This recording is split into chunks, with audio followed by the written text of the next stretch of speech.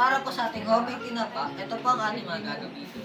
Galunggong, o pwede naman po tayo gumamit ng ibang isda gaya po ng tamban, asin, o pwede rin po natin gamitin patis at syuete, at ito po ang ating wood chips.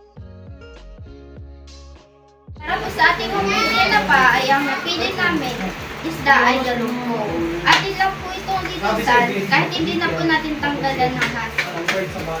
Kung sa ating ingredients, ay kailangan natin ng 200 grams na asin, 1 cup na patis, po ay ilalagay na natin ang asin,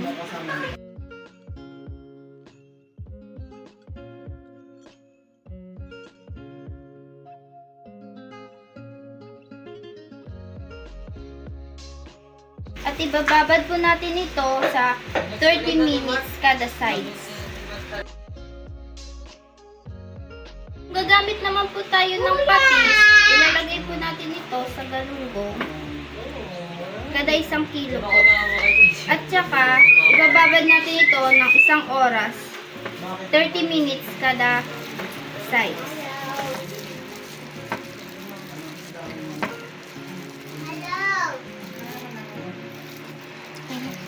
At sa paggawa po ng ating homemade tinapa, gagamit po tayo ng lumang kaldero at lumang sangkalan sa inyong bahay at barbecue stick.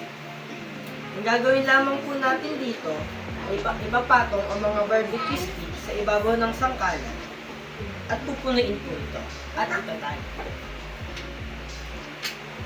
Ito po ang magiging resulta kapag inyong natapos. Ngayon, ay ipapasok po natin ito sa loob at magsisilbing salansanan ng ating isda. At para ma-achieve ang ating smoky flavor ng ating isda, ay maglalagay po tayo ng wood chips o pinagkataman ng kahoy. Ilalagay lamang po natin ito sa loob.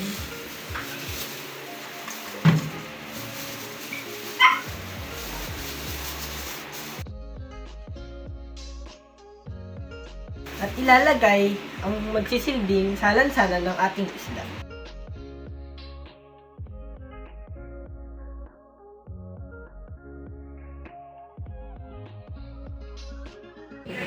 Kapag tapos na natin i-marinate ang ating isda, i-steam natin ito ng 10 minutes over high heat.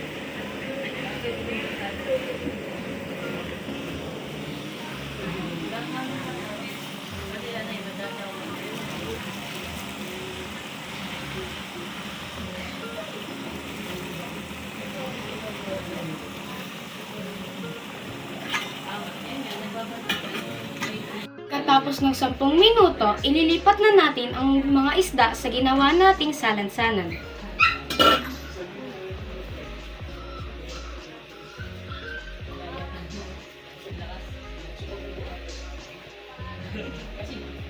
Tapos natin siyang palamigin para ma-achieve ang kulay ng ating tinapa, gagamit tayo ng anak.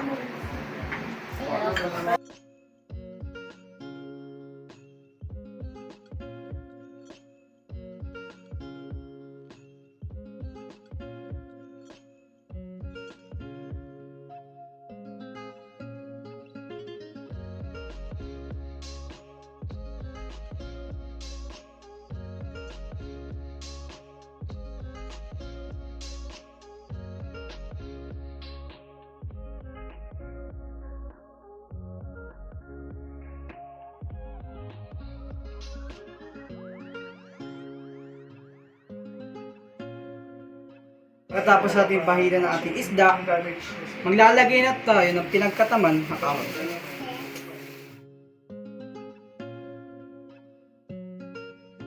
Tapos na nilagay yan, ilalagay na natin ang ating isda.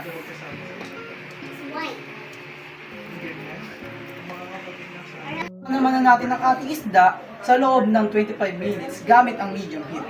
At huwag natin kalimutan na takpan ito. At iwasan po natin buksan-buksan ang ating isda. After 25 minutes, ito na ang ating homemade tinapa.